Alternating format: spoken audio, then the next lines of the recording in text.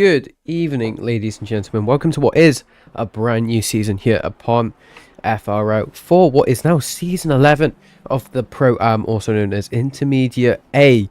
I think it is now. I know the names have changed a bit, which kind of confused me 5 minutes ago going straight into this. But welcome to a brand new season here at FRO for the Pro-Am Championship, as I'd like to call it, as it is.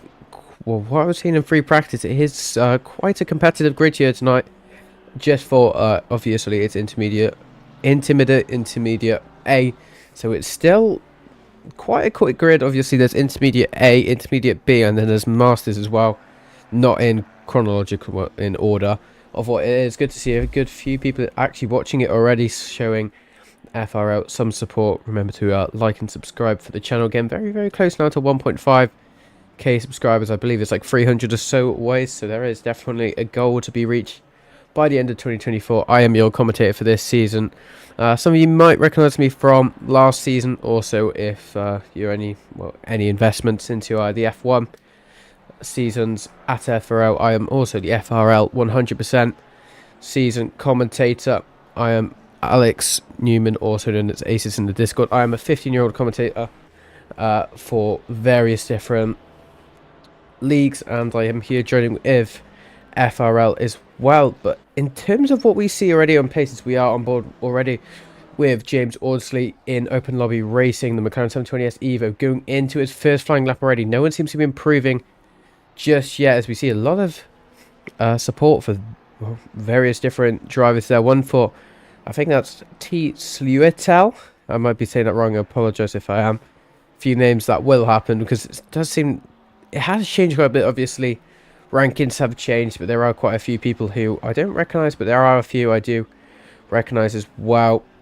It's good to see that Mark GG is back in the Greg's Racing Porsche. Unfortunately, it does seem Awesome Sim Racing has bugged out for me, so some of the liveries haven't been able to sync. That wasn't anything, I did sync them, but it doesn't seem Awesome Sim Racing wanted to correspond with me tonight, which is kind of annoying and a shame, so I apologize for that in advance for the rest of the race. But hopefully for next race it will be sorted, as I'll get in contact with the developers of Awesome Sim Racing to see if I can get that sorted out. And then Mr. No Game go Brockhoven, I think is how you say it. Brockhoven currently not, well, no one has been able to set laps just yet, as we're only about 4 minutes into qualifying. Some people only doing their out laps now, but there are a few people going on to their first hot laps already, but no one seems to be improving just yet. We do see now Dua in the Ferrari 296 of the Reindeer Racing, currently in P1 with a 145.2, which I know will be stolen, as we already seen it's stolen there by Poulin. Currently in P1 with 144.5, which is 6/10 off what Sarah Leah did.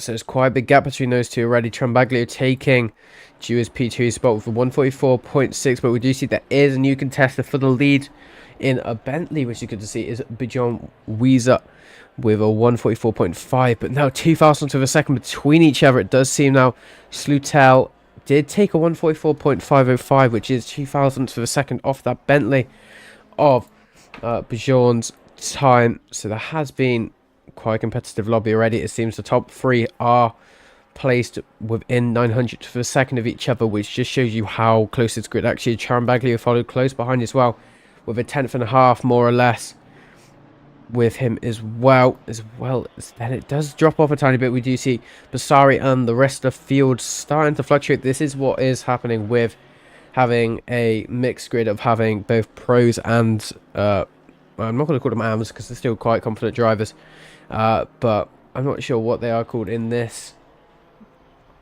but it is just something a bit different. But it does seem my aspect ratio is off a tiny bit, it seems, but I'll just give, what's happened there for? Hopefully the aspect ratio looks alright. It looks a bit funky on my screen. I might be talking wrong there, but it should be alright. Please someone just say if it isn't, because I can quickly fix that going into the actual race. There is again Tristan Slutel already improving on his next lap time with about 2.5 tenths up on his personal best lap time. going into the final few corners now. Going into these very tight corners that the F1 Academy do not have to do. Now, as he is getting closer to his 43 lap time, it's something we haven't seen yet today. Free practice, we did see the top lap time of a 144.3, I believe it was. But Slutel looking to try and beat that with a 144.1, so again, very, very close there to the 43 lap times, which is classed as an alien lap time. I believe it's a 43.5, or is it a 42? One or two, but a 42 is still a mental lap time around here, and I think some of the Masters will probably be doing that today as we do go further down the grid as well, as we see Eckering, a new driver to intermediate A, currently now in 8th, looking to improve his time, about 4 tenths to his name so far. He can jump the order quite quickly, potentially even to that podium steps if he can get a few more tenths in, as it does seem he is going in already. He's losing a bit of time going through the first few corners of sector 3. He does have traffic there.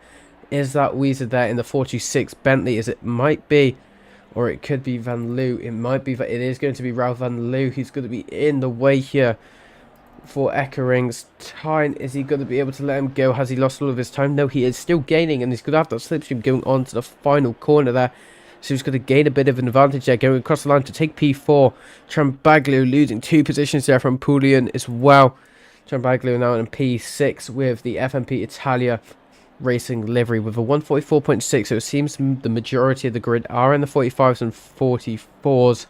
There are a few outsiders that are in the 46s and 48s, but that is probably some people just getting up to speed. Craig Hill in the back, Marker Motorsports BMW M4 currently in P25, looking to improve his time. He's actually up 3 seconds, so he could actually go up quite a few places here if he can actually get this lap time valid as he goes through the final corners now, as he is still being able to improve going through the penultimate corner now. He just needs to take this corner right, because it's very strict with track limits here. It does seem he takes a tiny bit of a left going up. He is going to go all the way up into P8 there for him with a 144.955.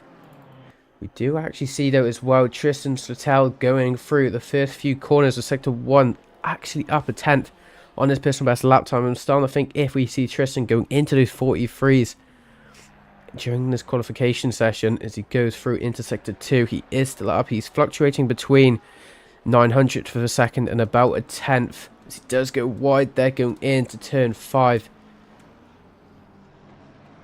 Turn 4, turn 5 there now. Loses all of his time there. Don Kerr putting a bit of support and love there for Trambaglio in chat. Driver who I do know quite well from quite a few leagues. It seems we have quite a few leagues in common when I'm commentating and he is racing in. So it's good to see Daniel Trambaglio back in FRL for season 11.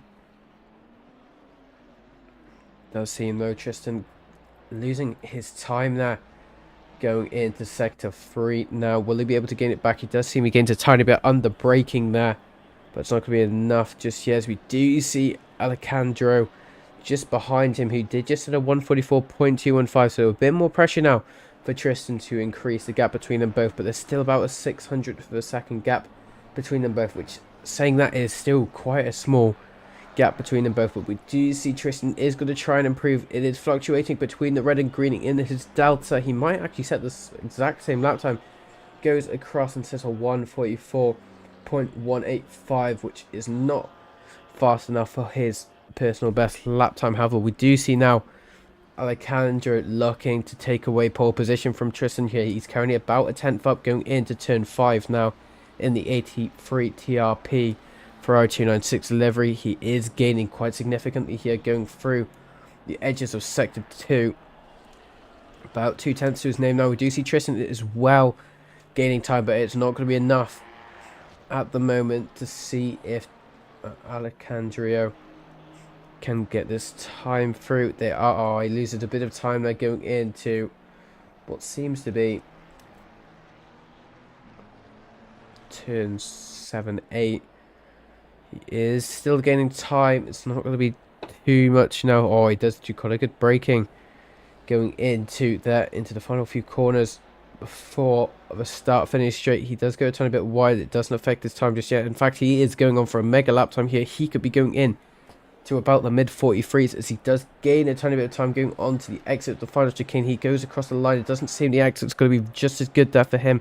He goes across the line now to take pole position away from Alejandro, but we do see there's going to be retaliation here from him, as we do see now Tristan, who is just 300th of a second between them both, going through the final few corners now of about turn 10, turn 11. About 1.5 tenths up in his first best lap time. This is getting very, very, very close now to what we see as those 43s, but he loses a lot of his time going through that final corner, as he does lose another position, as we do now see Daniel Trambaglio taking pole position with the 144.112. Now 5,000 of a second between P1 and P2 of Trambaglio and Alejandro. Can they both retaliate back? It does seem Alejandro will try to, as he's now about a 10th up in his first best lap time, as he does go a tiny bit wide there going into turn 5. Still gaining time though compared to, we can't see Tristan. Well, Tristan seems to be struggling in terms of gaining any time, but we do see Daniel Trambaglio again gaining quite a bit of time. Can he maintain this for the entire lap? He still has about 5-6 corners left to do. Going into turn 5, he is about 2 tenths up on this first best lap time. This will be a high 39 at 43 if he is able to maintain a valid lap time, as I was just mentioning earlier. As we also do see Poulin as well looking to take away pole position from Daniel Trambaglio. He's currently 3.5 tenths up on his first best lap time. He needs about 4 tenths to take pole position away, or unless he can just try to decrease that gap as much as he can. But well, seriously, this is some of the closest qualification I think I've seen this year at the moment. The top 3 separated by 300th of a second. But we do see now Poulin now going through the final corner. He is going to be up, but how much is he actually going to be up by? He goes across the line. He isn't going to be able to improve it enough to take P3, but he is going to be on for a 144.382.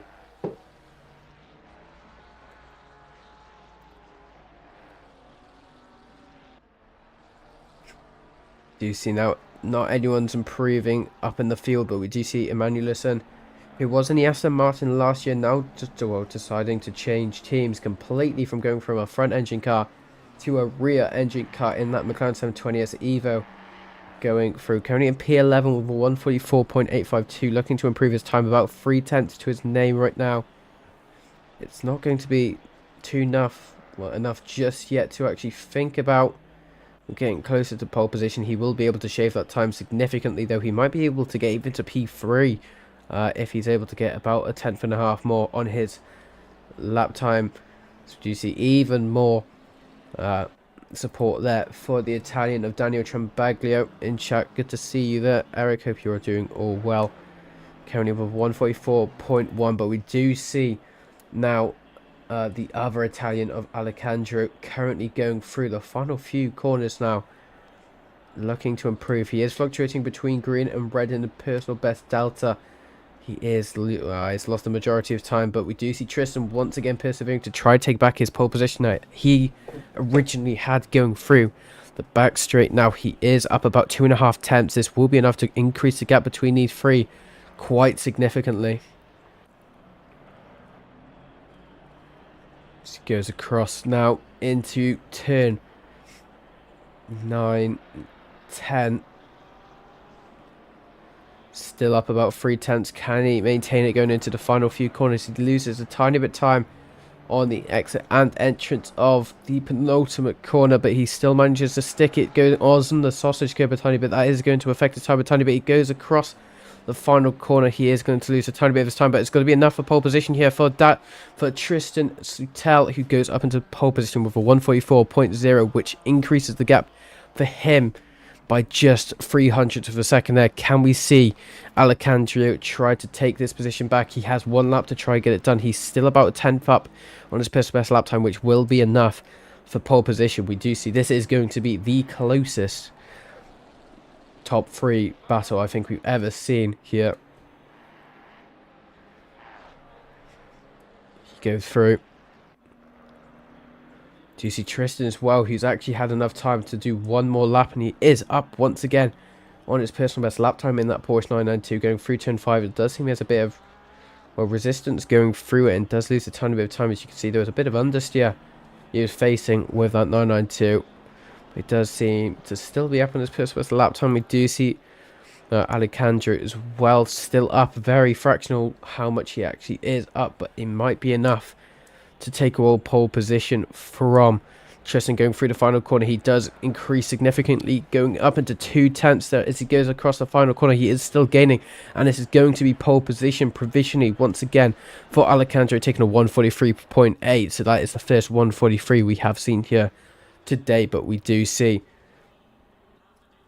going further down as well, P2, as we do see that is McLaren in the grass there. Tristan is trying to take this back as he is got 2/10 to his name as well, going through the penultimate corner. He is going to actually be able to take it if he can maintain it. He goes going on the sausage curb. It does seem he does take the line quite nicely through there, but it's not going to be enough to take pole position away from him, but it's still going to be very close between them both there.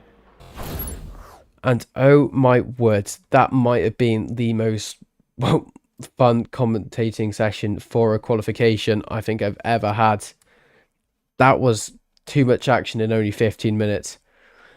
But that was honestly quite jaw-shocking to say the least. Alejandro being able to take over 143.8, very closely followed then by Tristan with a 143.9 as we go onto the grid, getting ready to go, as we do quickly see what the calendar is like for this year. Well, not this year, but you know, for the next following months. It does seem to be quite a nice calendar. Obviously, we are currently on the first race of the season, which is the greatest track of all time, in my opinion. So before anyone starts getting mad that I said that, but starting with Barcelona, taking it by Valencia, then Brands Hatch, the first British track of the season, then followed by Monza, Donington, Corsa, Laguna Seca, and Nordschleife to crack it down. But we are going to quickly go on board with a quick grid walk for the first one of the season. But we do see the top three runners who were very close with each other: Alejandro, Tristan Sliotel, and Daniel Trombaglia, all P1, 2, and 3 in two, with very different manufacturers. It's Ferrari 296 and 992, and the McLaren 720S Evo. Then followed by Poulin, who you can see on the right in the silver Ferrari 296. Then Juha unfortunately seems to have no livery. That might be on my end though, I apologise. Currently in P5. Then followed by Weezer in the Bentley. A Bentley in P6 is good to see that. And then we do see Edwards in the Ferrari 296. Then followed by Reynolds, Eckering, and Basari rounding out the top 10 there, as we do see there. Craig Hill and then Emmanuelson in that McLaren 720S Evo rounding up the top 12. Then Van Onaka, Bockhaven, who was just in track, Goret, Griffiths, and Mickey Taylor as well. Mickey Taylor, good to be back for season 11, currently in P17 in the McLaren 720S Evo.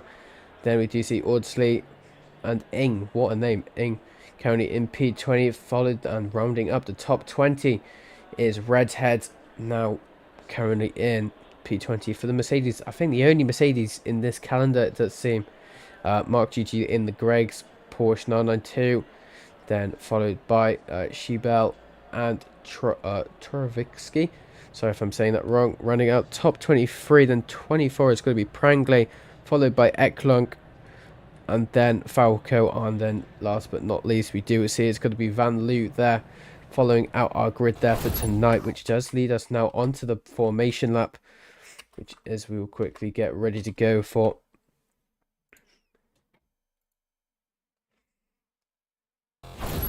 Do you see now the cars are getting ready to go for this formation lap? It is going to be a full formation lap to actually try and get these tyres up to temperature, so it is going to be the entire track, as you do see on most leagues now. Some leagues do the short formation lap, which is very good for commentators because you don't have to waffle for so long, but for drivers it's quite good because you have that time to just prepare ready, and you can actually get the brakes and core of the tires ready for the race involved as well.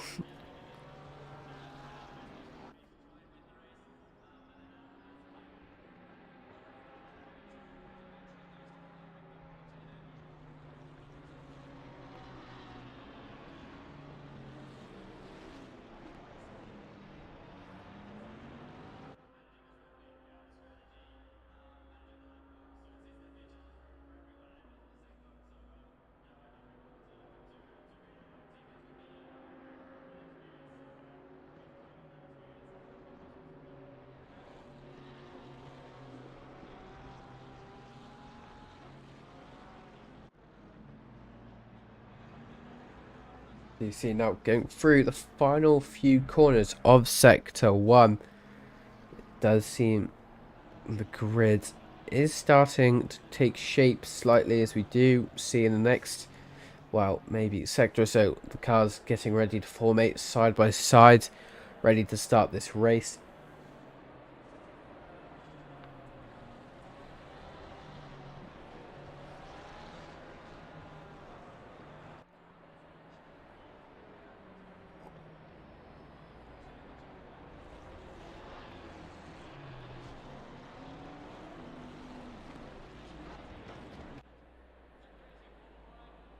Does seem though all of the cars are going to be, it's quite a diverse grid now, and this is going to be because of that 1.10 update, and it's also going to be because of obviously those 30 third-party bop makers such as LFM. You're going to see, I'm not sure, no, there is no LFM bop being used on this server, I believe. I think this is regular ACC bop, so this is what the ACC bop is going to be able to come up with, and it has made it quite diverse. There does seem to be a tiny bit of a domination in terms of Ferraris, a tiny bit, but that might change during the season. But it does seem a few of the other manufacturers starting to take shape again as we do go side by side, getting ready to start this race, going through the final corners now of the formation lap to see if there's going to be any carnage during this race. Something we do usually do see.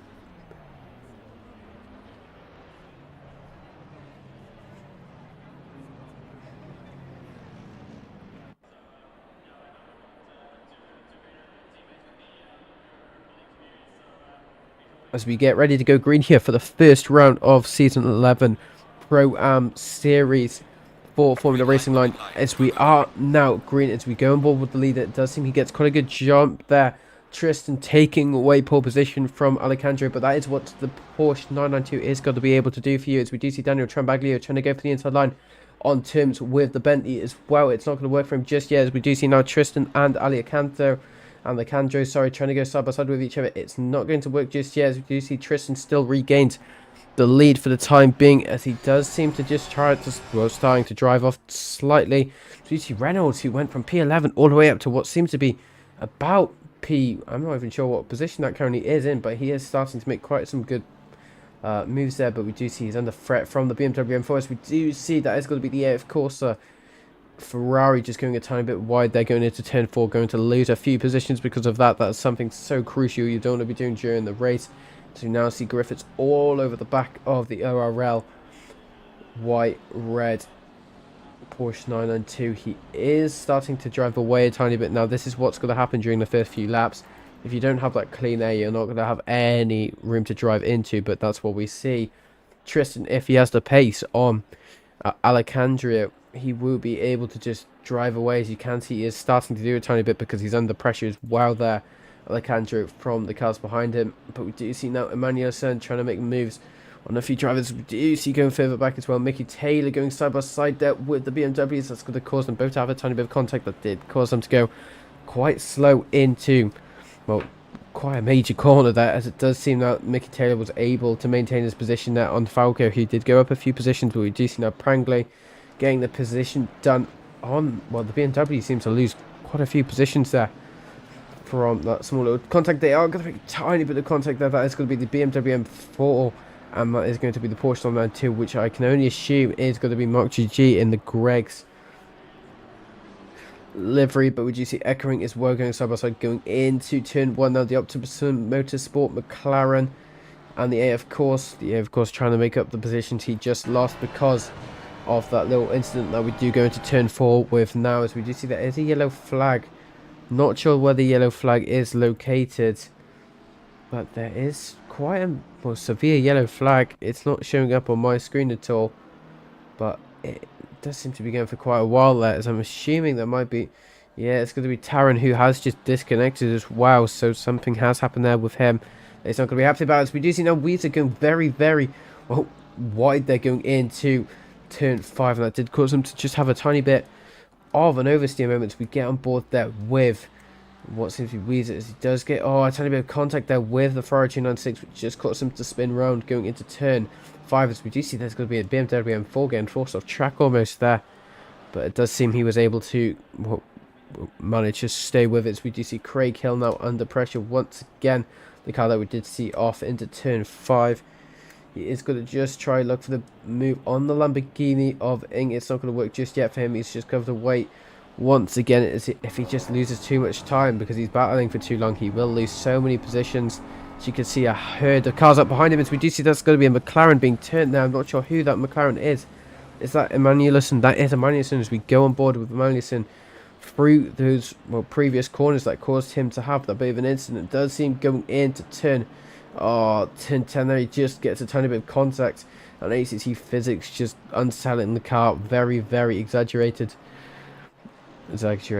and he does lose quite a few positions because of it, going down to P22 there for Emanuelson. But we do see Craig Hill once again going side by side with Ing in the Lamborghini as he has the inside line going into turn 1. Very, very beneficial advantage, as he also has the inside line going into turn 2, well, the end of turn 1 and turn 2. But we do now see Ing just getting the door open from Craig Hill and tries to maintain his position of P12 from Craig Hill. They still go side by side as we do see going into turn 4. Ing has managed to save his position, but we do see now, because they were battling for too long there, Craig Hill under a lot of pressure there from his fellow BMW M4 of Griffiths all over the back of him now, almost going side by side with him going into turn 5, but he closed the door quick enough. As we do see now, these two have been battling as well, which has caused Redhead to be able to catch up quite a bit as well, which is going to cause him to be all over the back of all of these other cars as well. It's just one thing about doing this is if you're battling for too long, all of these drivers are going to be very close with each other, and if you make just one small mistake of maybe going wide and just leaving the door open, it is going to cause both of you and whoever you crash into to lose so many positions in that time. But now Jim Emanuelson trying to get these positions back after his little spin going into sector 3. It does seem it makes a tiny bit of collapse. Unfortunate there. It just seems Emanuelson breaking a bit too late there on Van Loo, and just again in the same corner as well. ACC Physics exaggerating how bad of a crash that actually was and spinning him out as well. He's not having the best of races here for the round opener, as he is currently in P25, practically dead last. Unfortunately there for him, but maybe he can redeem himself. As we do see now, Alejandro has lost P2 to Poulin here, who seems to be not the faster driver. He might be the faster driver there, Alejandro, but is he the most consistent at the moment? I can't really tell you, but in terms of fastest lap times here, Alejandro did a 1:44.1, I assume, on the lap he had clean air, so maybe lap 2, 3, but then Poulin's best lap was a 1:44.6, so there's quite a big difference in terms of best lap time between both of them. So it does seem Alejandro has the advantage in pace at the moment, but does he have the advantage in consistency? And at the moment, by looking at how quick the gap is closing between these two, I'm going to say he doesn't. But Brockhoven, under a lot of pressure as well from what seems to be the BMW of Gore, currently in P9, I believe it is, going into the back straight, quite a short straight. You can't really gain any time on the slipstream unless you have the DRS and F1, but that isn't the case in GT3s unless you're talking about GT3Xs, but that's not really a car category, that's more a prototype. But he is under so much pressure, he just needs to try and put his cars in the right placement. There's a tiny bit of a juke there from Gort going into the final few corners. It isn't going to work for him just yet as he just stays ahead. But he's under quite a big limitation barrier here as well, because we can see Eckering as well interfering with this little battle as well because of how much time he's actually gaining there. Bockhoven going through those final few corners, and he just needs to be on his best behaviour of not going into the back of him as well. With Eckering.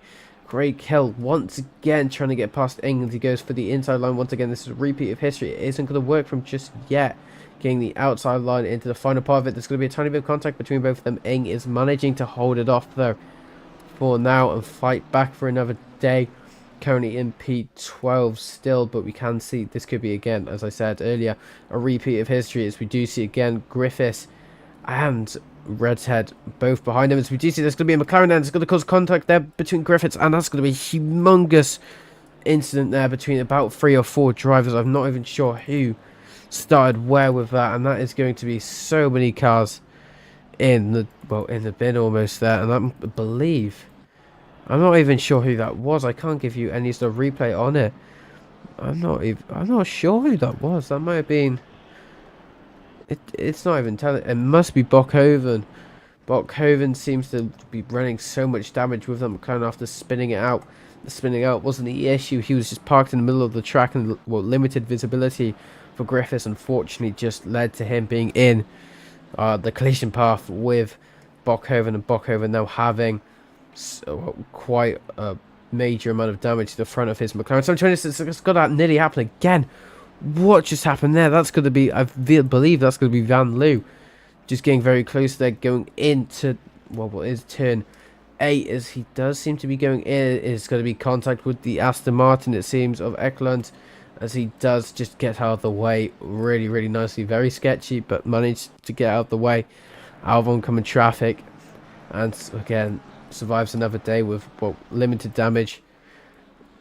Jeremy Gore makes contact between both of them again, and that's going to be the 4th contact. We've seen quite major contacts now, as it does seem like Gore going side by side. Just get replay with it in the BMW on what seems to be echoing. Is it now? They just make a tiny bit of contact, and it does just seem, unfortunately, again, ACC physics just exaggerating how hard of a hit it actually wasn't, unselling his car, causing echoing to actually go down into P13. So losing quite a few positions there, of about 6 or so positions. Now under attack as well from Audsley behind him. Now we do see there has been a bit of a change. Well, these leaders are starting to get a bit rowdy once again, so a tiny bit of a change might start happening. But we see Tristan still in the lead, but we do see Poulin has been able to catch up due to his consistency on with Tristan. But we do see Alejandro has also been able to catch up once again as well, so there might be a three-way battle for the lead brewing very soon. But going further down, as we'll keep you updated on what happens here, but it seems going through the final corner, they're all so close between each other, but they can't really do anything yet. We'll keep on board with them until the to the end of the start finish straight, to see if any sort of move actually happens between these two, as we go on board with the wing of the Porsche 992 to see if there's any sort of reference on how much advantage these two Ferraris get in terms of slipstream compared to Tristan's. We can use that wing as a reference point to see how much time they actually gain, but it's not going to be near enough time between the both. Once again, Craig Hill for probably the 15th time going through turn 1, as he actually makes contact with another. What happened there? It just seems going into turn 1, he just tries to get side by side with Eng, but he wanted to do it once and for all, and he does just break a tiny bit later, it seems, going into it, and he just loses the control of his car and goes into the back of the 992 there. 992 being completely innocent in that battle as well, so it's very unfortunate there for him, as we now see Craig Hill having to make back all of these positions. He unfortunately lost as he goes into P23, so losing so many positions there for himself there, as we do see now Jamo. What happened? What is going on here now? As it does seem now going into turn 4, he does just go side by side with him once again. We do see Jamo having the inside line. I don't know. That's a bit unfortunate there for him, and he is going to lose quite a few positions there, Jamo, as we do see now. He is starting to make a bit of a comeback though. But now Poulin as well, under so much pressure here from Alejandro. These two fighting is actually going to cause, as we have seen now, Tristan starting to create a bit of a gap for himself to go on board with the wing of Poulin to see if he can get past. Slipstream being very strong here. Is he going to go for the inside line? Yes, he is. Taking the inside line going into turn 1. Is he going to brake later? Yes, he is. Is the braking going to work? No, as we do see now Poulin just driving past once again. There's going to be contact between both of them. That is going to be P2 and P3 both making contact with each other. As we did actually see, well, we did see I'm not even seeing Alejandro just waiting for him a tiny bit and then just leaving him once again, so he lost a load of positions as well. So that is going to be a huge relief there for Tristan. It's now Tristan has practically nothing to worry about. He has a 5-second gap to Daniel Trambaglio behind him as well. But currently, in terms of his last lap times, we do see Tristan did do a 144.462 last lap time, and Daniel Trambaglio did his best lap time of the session of a 144.5. So we can see Tristan is, well, the better in terms of pace at the moment. But can we see Daniel Trambaglio, as we did see him in pole position, bear in mind, during qualifying, but unfortunately he did lose the position. But he did take it out of nowhere, so we could see Daniel Trambaglio also trying to, well, fight for the lead as well.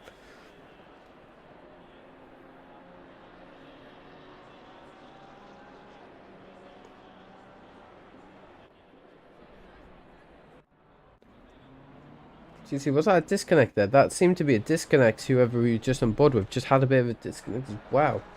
That seemed a disconnect. Yeah.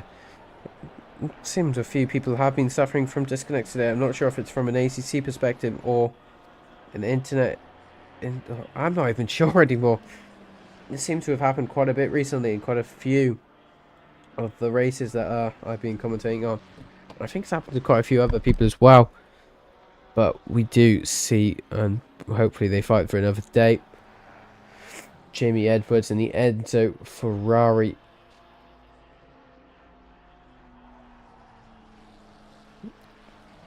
15 minutes into this race now, we can see a bit of a race report happen. We did see Tristan take the lead from quite early on, and then we did see Poulin being able to track by Alejandro, which did cause them both to be battling quite hard. They did both make contact, and that does cause now for Tristan to have quite a bit of clean air for himself now, as we do see once again, no Ing. Whoa, did he make contact there with Weasel? As we do go back on board to see what happened, as we do see going into turn 4. I assume this was what is the culprit. Turn 4, Ing and Weasel, as they both make a tiny bit of contact. Is it going to? Yeah, it is car contact there, but it does seem that Bentley of Weiser is being able to keep it for another day, only losing about 1 position or so as he just keeps it for now. However, we do see Craig Hill, the driver who was battling for Matthew Ing for quite some time, starting to fight back the order once again, currently in P19 out of the 26 drivers who are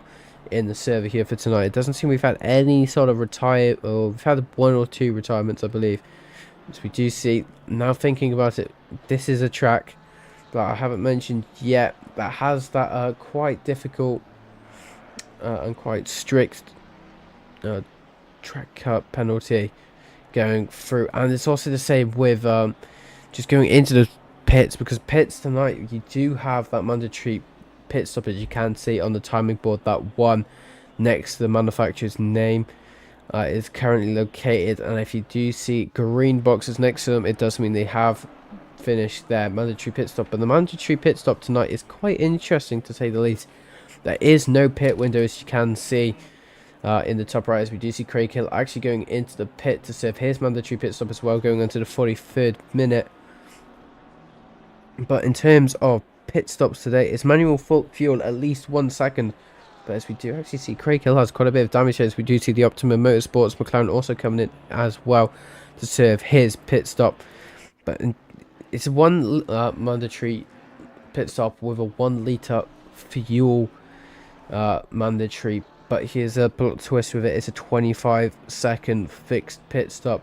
So this is where, do you justify going for tyres? Because tyres is only 5 seconds extra in terms of it. So is it actually worth going for tyres? Because 5 seconds, it's a lot. It's quite difficult, because I was chatting with Jamie, who is the F1 admin, who's actually participating in the, I think it's the intermediate B category, well, right now, but he was thinking, do I take tyres or do you take fuel? And at first I didn't think of this, but you see that it's a huge move there done by Eckering, just diving up the inside of what technically his teammate, but not his teammate, into turn 8, and he takes the position quite cleanly as he goes up there. But he was saying do I take tyres or do I just take for fuel? And usually in an hour race, you wouldn't usually take tyres unless it's a mandatory implication. But well, what I first of all said was no, you should never take tyres in an hour race. But when he mentions that 25 seconds fixed time penalty, it's not even a time penalty, it's just a fixed pit stop time. But it does make it a bit interesting that in terms of what you do with it, because it does make it, well, the pit strategy a lot more open and, well, a lot easier for some of the drivers to make right, because you do see there as well, Weezer not having a great time. They're going very, very wide into turn 3, as we do now see Ekron going up into P8, taking the inside line into turn 4. Do we see a switchback or any sort of retaliation here from the Bentley? Yes, we do. He does gain quite a bit of time there going through turn 4. It's not going to be enough time just for him just yet. It does stick behind him for now. But as I was saying once again, it does open up the pit strategy quite significantly. But with that as well, a 5-second time margin is still quite a bit in an hour, thinking about it, because if pace is quite similar, like this lobby right here, as we can see, from P8 all the way down to currently, well, it's quite fluctuated because a few of the drivers have done their pit stops already, so some of the faster drivers are located down in the bottom. But all the way down to P16, and we can see a few drivers as well, as I just said, down in the bottom, are all doing 45 consistently at the moment. We do see the top runners do seem to be doing about 44s, as we do see there's a new faster time there by Alejandro with a 144.090, which means he is catching quite significantly here on Tristan, about 2/10. But in terms of last lap time for him, it is going to actually now, because that was actually set about 2 laps ago by Alejandro, but we do see Tristan is still under the advantage in terms of consistency with a 144.5 last lap compared to Alejandro's 144.7 last lap. So there is quite a big margin between them both, and we can see now Tristan is still gaining in terms of positions. But in terms of statistics today, it's now about, well, edging closer to the 30-minute mark of the race. We do see currently the biggest winner in terms of position possibly has to be, well, now is Eklund, currently in P15. We haven't seen too much in Melbourne. Eklund in that Aston Martin V8 in the BS Racing livery, unfortunately can't see, but gaining 9 positions since the start of this race. It has to be closely followed then by Redhead in the number 9 Mercedes AMG GT3 Evo. And then currently, unfortunately, the biggest loss in terms of position has to be Craig Hill, losing 12 positions since the start of the race. But then tied for P2 has to be Emmanuel Lasson and Bockhoven, both losing 10 positions. It is very unfortunate there for them, but there is still 39 minutes, so there's still quite a bit of time left to go, so you just need to try and persevere through. We did see those few early retirements, which you should never see, because early retirements just means you never know what could have happened there. As we do now see Alejandro trying to get a move done there on what seems to be Jamie Edwards to try regain the podium step bronze as he goes into turn 1. He does get the inside line breaks later than Jamie, but we do see Jamie going to, well, trying to attempt the switchbacks, but it does seem now Alejandro did just close the door on him there going into the end parts of turn 2, but now that has caused him to go back into the, well, podium step there for Alexandro, unless we can see any sort of retaliation from Jamie until Alejandro starts to regain his domination era.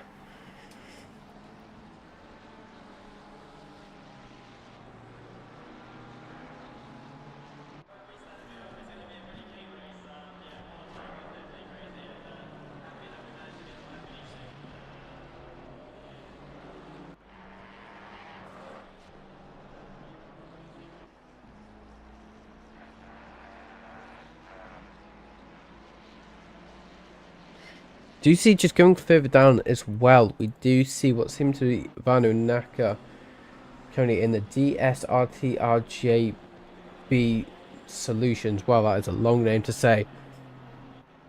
Pro 296 currently gaining a bit of time there on Audsley in the, well, McLaren 720S Evo. So we've only seen 4 people pit so far, which can make this race a bit more close, as we do see we are losing a few of the battles now. But that is just inevitable. As we now see the 2 Ferraris once again battling, as it seems Eckering didn't succeed in pulling away from Bassari, both in the AF Corsa liveries.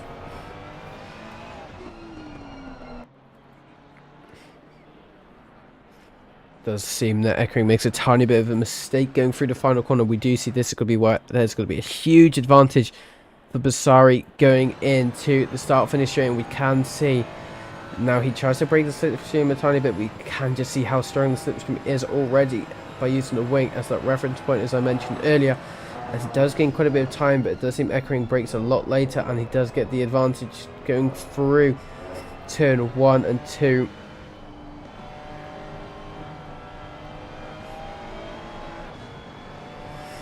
Does see now Eckering starting to put his head down to start and will create a gap between him and P8 of Bassari, but Bassari seems to be quite going into sector 2 and 3 ish. That's why we saw such a significant catch up from Bassari compared to Eckering, but he is starting to lose a bit of time now, and he's trying to create a tiny bit of gap for himself and try to get closer to P6 for those extra points.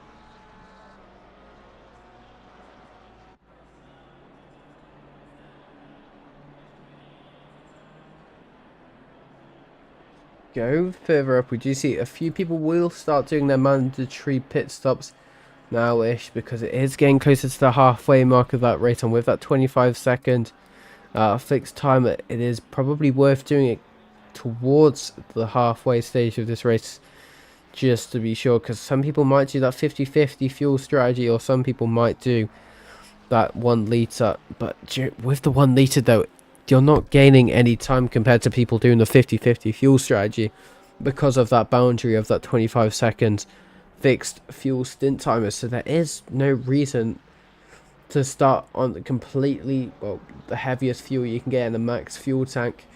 Oh, as we do see, there's going to be a spin there. That is going to be Alejandro. He's not going to be too happy about that, as we just saw him getting very wide there. He's going to go spinning once again. The dirty tyres, and it's going to be very overheated after we did see a few burnouts there from Alejandro. He's going to be struggling for a good few laps or so until his tyres start to decrease in heat there. But he does go down into P4 there, losing his position once again to the person who he's been under a bit of pressure for quite a bit of time is Jamie Edwards, regaining P3 there for the first round for now. Luca Bassari again catching up, as I said earlier. Seems his strong point seems to be sector 2, sector 3, back in the 3/10 radius between them both.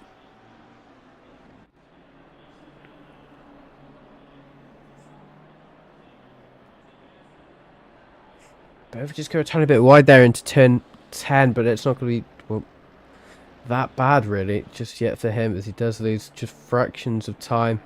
So do you see this will be the first stop go fee and the first actual major time penalty of this race here for Weezer, who has just came out of the... It's not going to be Weezer, so that is going to be Tovicki getting that stop go 30-second penalty, which practically in his position is such a killer really. Currently in P23, he could lose all of those positions, as we can see Craig Hill now trying to go side by side with him going into turn 4.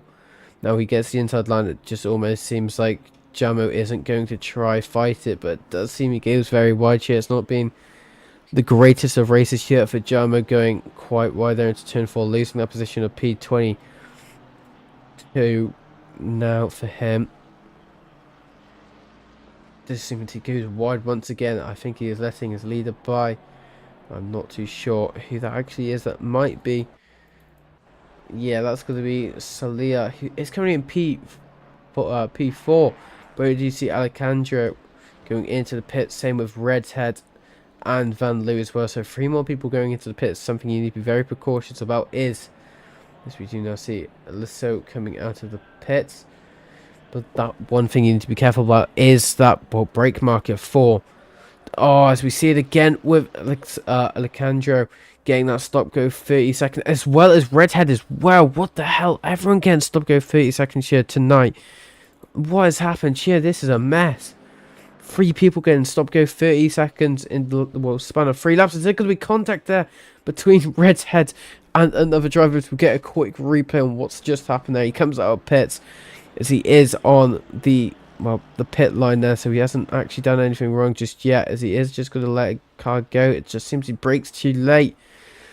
Oh, that's very unfortunate there for the Mercedes and the McLaren, who were both involved, as we do see now that 3 stop go 30 seconds is going to cause this race to become a lot more chaotic, with Alexandro being one of the fastest drivers in this session here tonight, being currently in P16 after his mandatory pit stop, but having to do another pit stop for that is going to just be absolutely killing. I'm starting to trying to think if there's actually been an issue going into the pits, like the pit board's gone. I can't see a pit. The pit board is there, so it is just people braking too late, unfortunately, and that is what is just causing all of these stop go 30 penalties. We do see now Melvin going into the pit to serve his mandatory pit stops, as we do see probably around half of the grid have succeeded in their mandatory pit stops.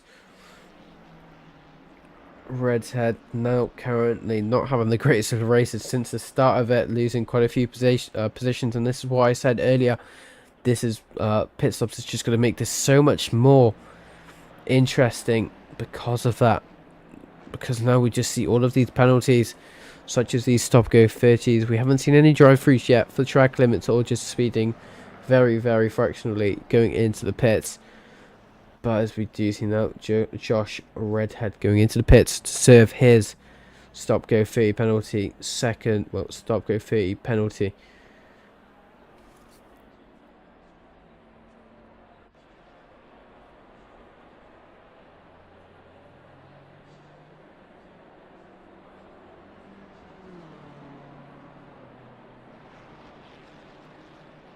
You see now Basari as well, again catching up with Eckering going into the pits. Basari hasn't pitted just yet, so this could be an advantage point here for Eckering, trying to get that undercut on Basari. Is it going to work for him? Yes, if he speeds it won't, but if he doesn't, he might have a chance of staying ahead of these 2 drivers, Jim and Emilson, under even more pressure than ever, currently having the driver of Eckland behind him.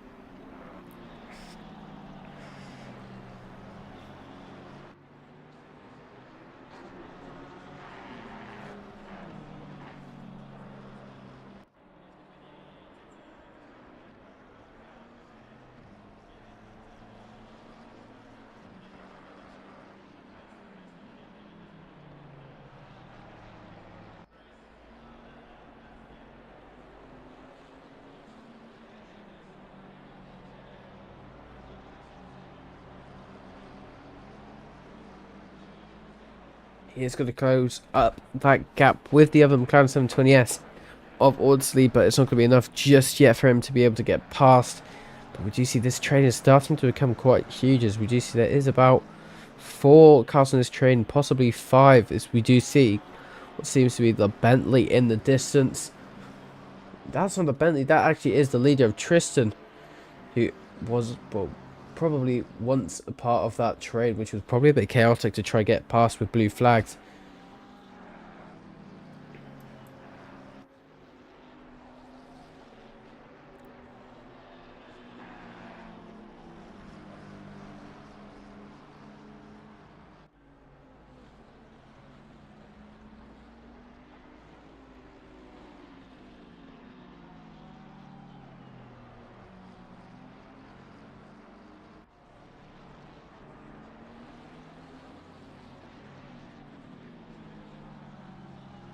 Magnussen being able to just get quite a swift switch back there on Eckland's position. That is what happened there. That seems to be quite a bad lag spike there from Audsley, who just goes for very unstable in terms of internet connection. And now Well, has to try to save his car from losing this position to Emmanuelson as well, which seems to be the case here as they go side by side in two ways here in a 2x2 grid configuration. But we do see as well, as we'll get to that in a minute, but Jim Anderson just being able to regain into P13, as we do see now he's under even more pressure than ever. Audsley trying to get past and retaliate for his position, but it's not going to work just yet, as we have seen.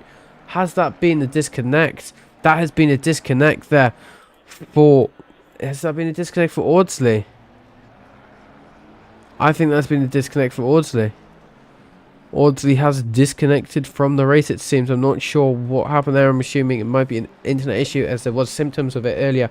But what we did see as well, that Jamie Edwards, who was in P3 originally, currently now getting that stop-go 30-second, which is going to be huge when he's this high up in the grid. Currently in P6, he could drop potentially down into P11 into the midfield, so he can lose quite a bit of time because of that, as we do see now Alejandro coming out of the pits as well from his stop-go 30 penalty, now in P21, so losing quite a bit of positions there because of that.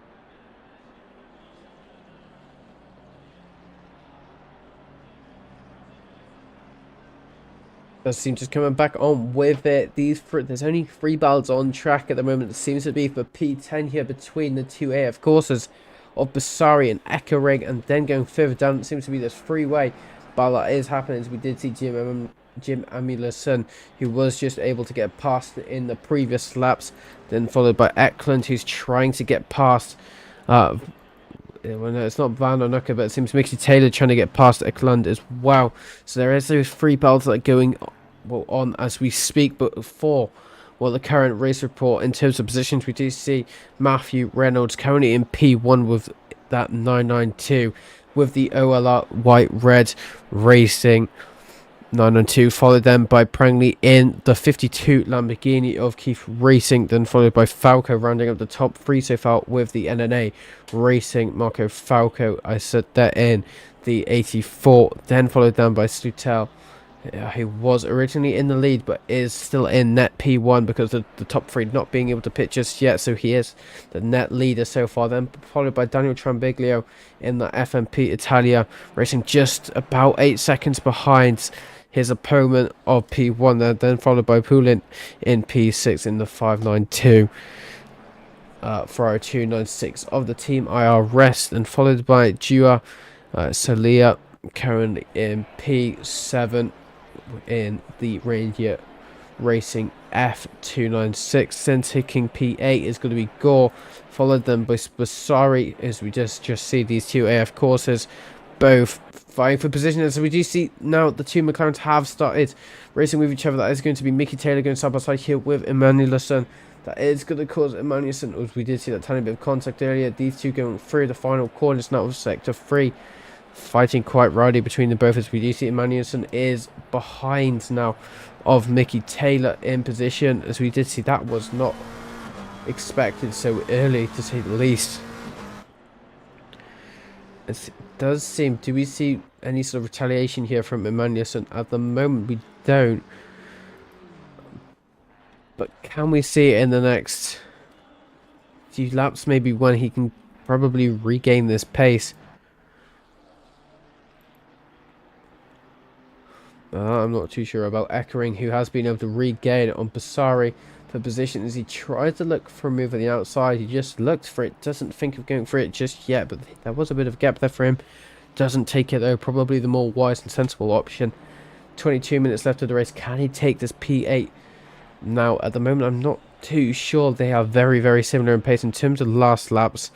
Both of them set at 45 in terms of who set the better lap. It was going to be Ekring with the 145.0 compared to the 145.2 of Basari currently leading this battle. But one thing wasn't mentioned is that last lap by Ekring was invalid of that 145.0, which could mean that could be a potential track cut for him, which does add another factor to this battle. Is we could see if any of these drivers are on the free track cuts already, they will be limiting their pace, because they will be a lot less confident and just trying to prevent any sort of drive through penalty to happen, which will just lose them a lot of time because of it compared to what their true pace would be. As we have seen, all of the battles are starting to die down. We do see now as well, Matthew Reynolds hasn't pitted just yet, following them by Prangley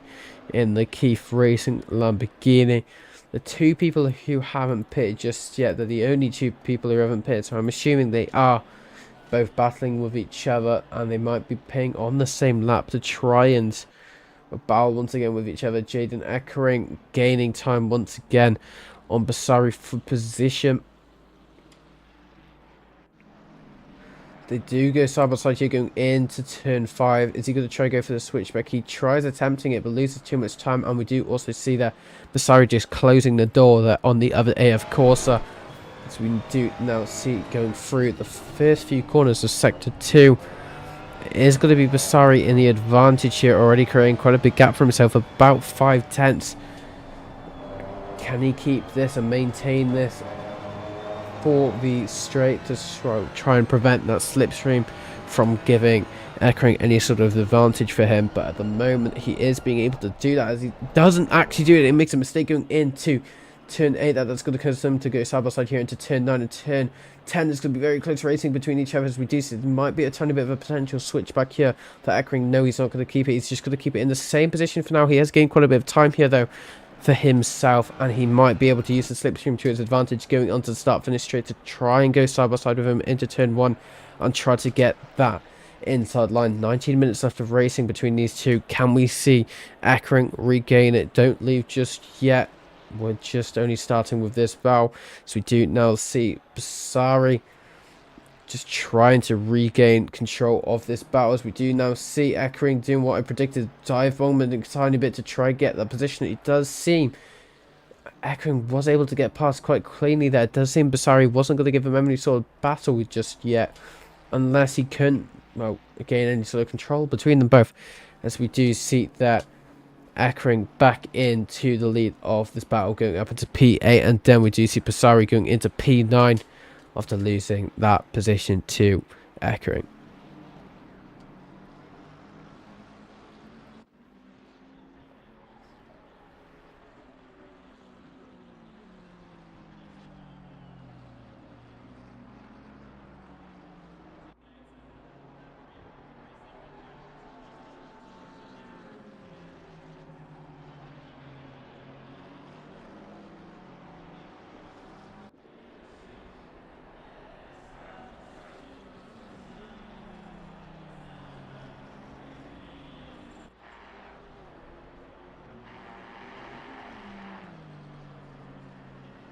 In terms though of pace between these two drivers, Mickey Taylor and Melvin Eklund, it does seem their last laps are quite, well, different. When I say quite different, it's still quite close thinking about it, but Mickey Taylor saying a 145.9 as his last lap time, and Eklund sitting a 145.7. So currently, in terms of these two, the advantage does go in terms of Eklund, as he is gaining there on Mickey Taylor. Can he get it done in the final 18 minutes left of this race? At the moment, he will be gaining about a 10th or so a lap on this driver of Mickey Taylor. So we do see now Reynolds going into the pit to see where he will come out.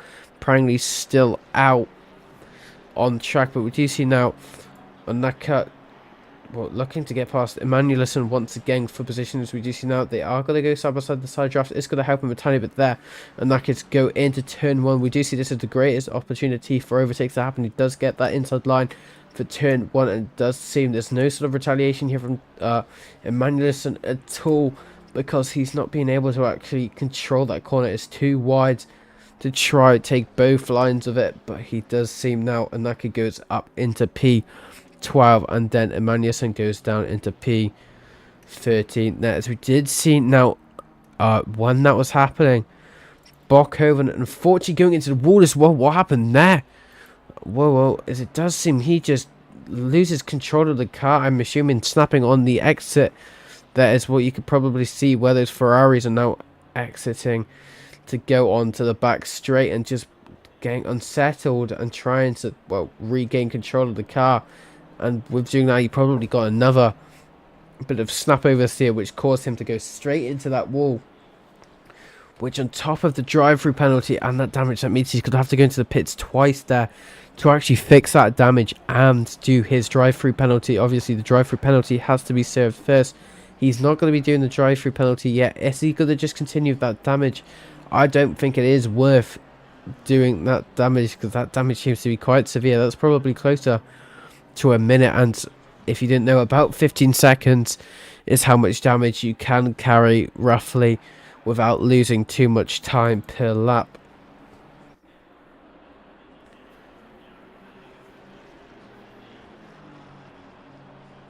Do you see now? Ackland might be able to get this moved on once and for all. We can see Mickey Taylor locating his car in the middle to see which way he would go, but it doesn't seem to retaliate, as we see now Ackland going for the inside line, going into turn when he just gets the move done absolutely flawlessly there, but it does go very, very wide there. That's going to cause now Mickey Taylor to go all over the back of Ackland going in to turn 3, but at the moment it's not going to be able to keep it as he just stays with it. Now, as we do see, Ackland goes up into P10 and Mickey Taylor going into P11. That happened a lot quicker than I thought it would actually do. As we do go further down now, a new battle is starting to be born here. So you see Falco in the BMW M4 number 84 trying to battle there with Ralph Van Loo in the XFNL Bentley. Currently, it does seem Falco is shaving quite a bit of time out of Van Loo here per sector. At the moment, it's about 3/10. Originally, about from the last part of the last lap, he was probably about closer to 8 or 9/10. So he is gaining quite a bit of time here going to sector 1 into sector 2. Is that going to be the same case? At the moment, it does seem it is. He might be able to try and get past him in the next 2 laps or so, so he might be under quite a bit of pressure here, Ralph, as we also see as well the Ferrari of what seems to be Alcantara trying to gain past all of these cars after his unfortunate starts to this race here.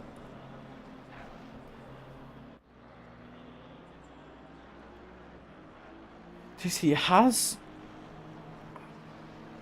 he gotten more damage? It does seem he's had more damage there. Has he had more damage, or is he running out of fuel?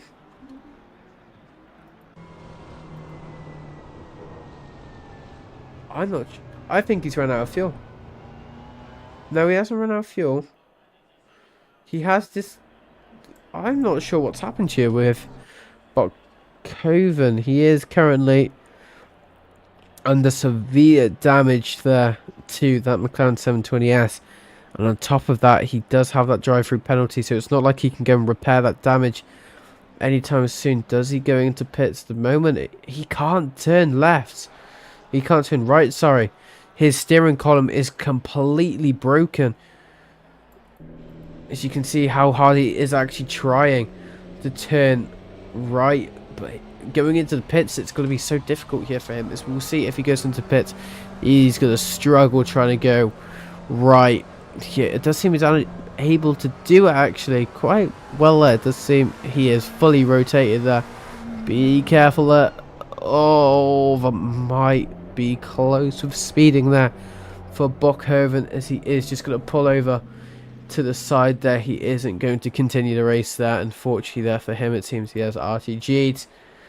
And that is going to be another retirement of the races. We have seen quite a few drivers either retiring or having disconnects there, so it seems to be again a recurring theme here for drivers. But going back on board with someone who's action track at the moment, we do see Falco once again losing time though to Van Loo, And in fact, losing that time, as we do see Alejandro trying to go side by side here with Van Loo. It does seem going through turn 8. He does have the inside line going into it. It does seem he does come off a tiny bit there, a bit of a cheeky move there from Alejandro, but he does go up into P18 there. As we do now see, because of that, Van Loo is also losing a lot of time here to Falco as well, so he could lose 2 positions in the span of probably 1.5 laps or so. 12 minutes left to go. Can we see Falco get by him?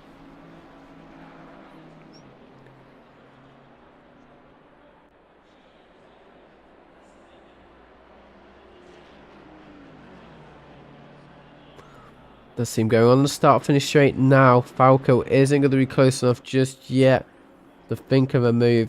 He is going to have quite a good gain there on terms of how much time he gained under slipstream.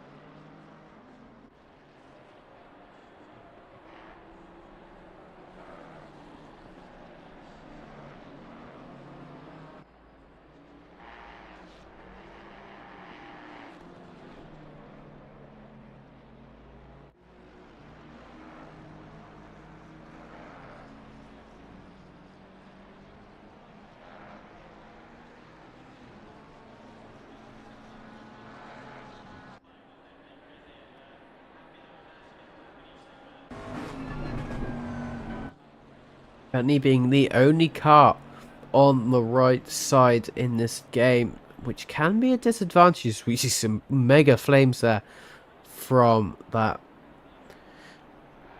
Bentley, but we do see now he's under quite a bit of pressure going through the final corner as we go on board of the wing of Ralph on that Bentley, as we can see now how much time the BMWs are actually gaining even before midway of this straight. He might be able to go side by side with him.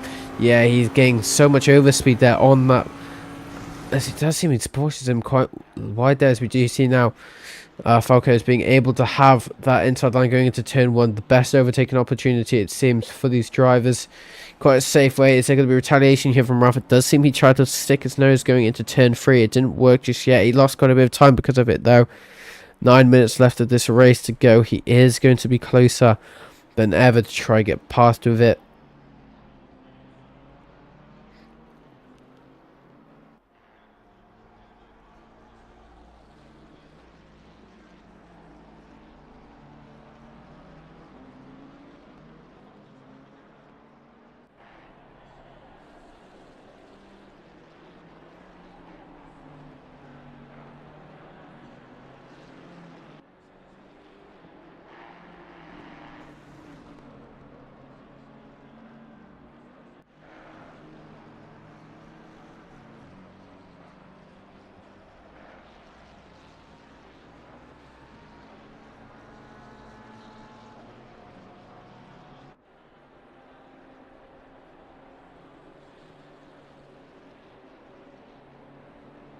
Isn't gaining time just yet, though. Unfortunately, Ralph, it does seem Falco has been able to gap him about 1.5 seconds in the term of a lap, which is actually quite impressive thinking about it.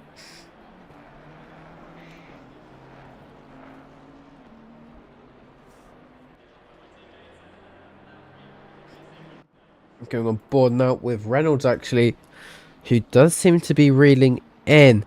Emmanuelson, once again, these two have been playing for quite some time between each other.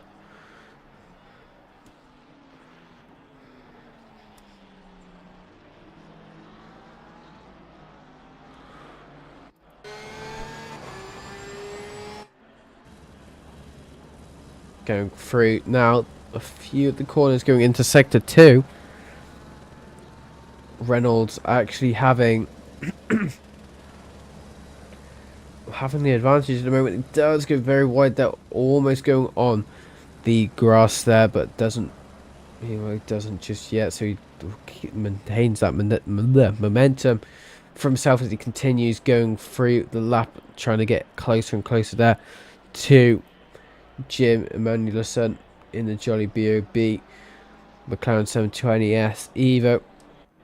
7 minutes left of racing. We do see though the leader has been able to create about a 12-second gap for himself. Ready there, as we do see now Tristan Slutel with now the fastest lap of the race of 144.5, as I'm assuming actually we've lost. Have we lost? I think we've lost the original leader of, I think it was, I forgot what his name was. I feel so bad now. Did we lose him? I think we... No, we didn't. Alejandro just losing that personal best lap time. As we did see now, Sutel being able to sell 143.8 as his best lap so far in terms of race pace, which is really good race pace. In fact, he is matching qualification pace there for himself, as we do see Dua being able to catch up significantly here for the podium set bronze here.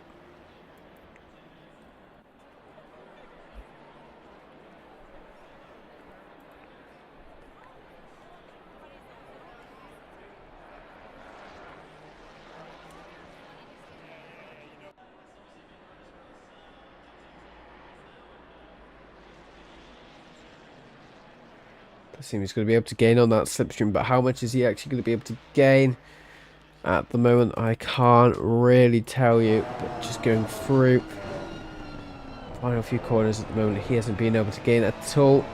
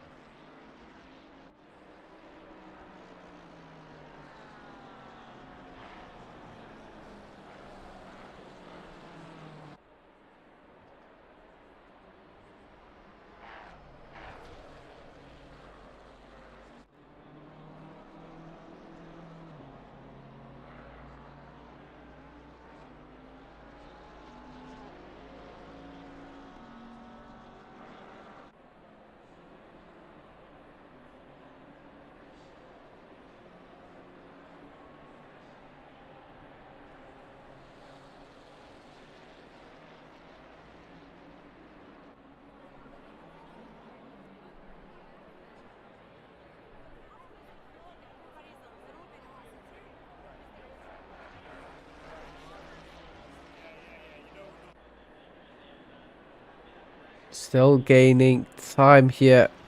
Feeling under quite a bit of pressure here, going on to the 4th minute left of this race. So we do just infer what's actually happening here.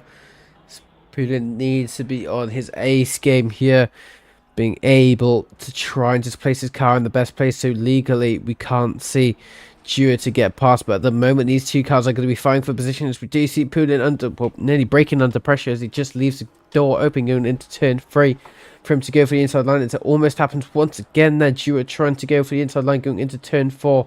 Just a tiny bit of a juke move, but it didn't work just yet for him, as these two cars are going to be brawling it for the final 3 or so laps. As we do see though, Poulin is starting to try breakaway going into sector 2. He needs to try gain about 5/10 or so between them both to actually be, well, quite comfortable going on to that, well, start finish straight in terms of slipstream effects and advantages. But we do see he goes very wide there. That is going to cause his opponent of Dewar to actually catch up quite a tiny bit here going into the back straight. He does have to brake later to try and prevent Dewar to go past it. So it does seem he breaks there. Now Poulin under pressure, as we do see now Dewar having the inside line going into turn 8, as they now make a tiny bit of contact between each other, and that's going to be Dewar actually spinning around there, and that's going to cause Dewar to be in the grass there between them both, and that's going to be very unfortunate once again.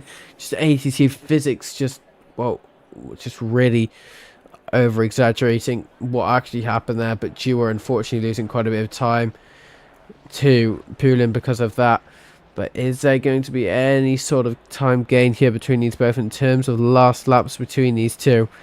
We do see the times were quite different, but that is because of that spin. So we are going to have to wait until next lap to see whose laps are actually better. But in terms of these two drivers, once again, is Mickey Taylor and Eklund. There is quite a bit of a difference between them both, about 7/10.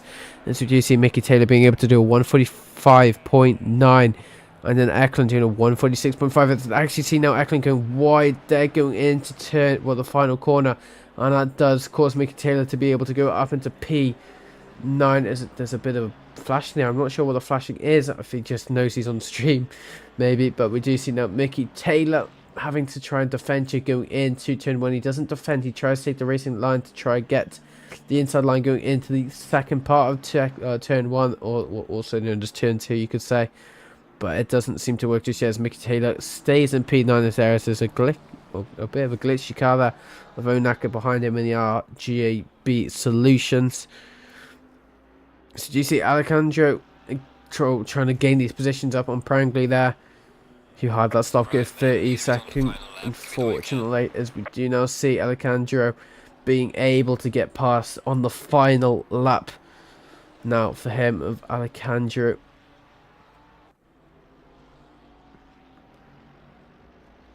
Now on board with Tristan, who has been absolutely dominant during this entire race, being able to persevere through the entire race from any sort of challenges that was thrown his way from Alejandro and the other driver of Poulin, who are both super hardcore with each other. But then that small little mistake that they both made with each other caused them both to lose so much time. Now he was able to have that quite big advantage, having a 15-second gap to him and P2 of Daniel Trambaglio, and now a 19-second gap to P3, so it has spaced out quite a bit there, causing Tristan to have probably quite a bit of a breathing space there, to say the least. But we do see in P22, unfortunately, that is going to be Red's Head, unfortunately having a bit of damage as well. What has happened there? I'm not even sure what's happened there, but it does seem he has so much damage to the front of that Mercedes, but on top of that as well, he has that drive-through penalty. So I'm assuming he might have done a bit of, a bit of a crash is an understatement, but has crashed from a track limit as well. So I'm not sure what's happened there. But Craig Hill going for the inside line on Jim Emilson. There's going to be side by side going into the final few corners now. As we do see now, Craig Hill going through turn 3, losing out on that position to Jim Emilson. As we do see going back on board with the leader, as we do see Tristan Stuttel winning the first race of the season, of Season 11 Pro-Am Championships here at Formula Racing League, sponsored by Coach Dave Delta, winning it and taking it by quite some margin. Pat on the back here for Tristan, who was able to make such a big gap for himself there. And then Daniel Trambaglio taking P2 by, again, quite a big gap to P3, who hasn't actually finished yet, with a 17-second gap, as we also see then Dua behind him as well. Both of them going with each other.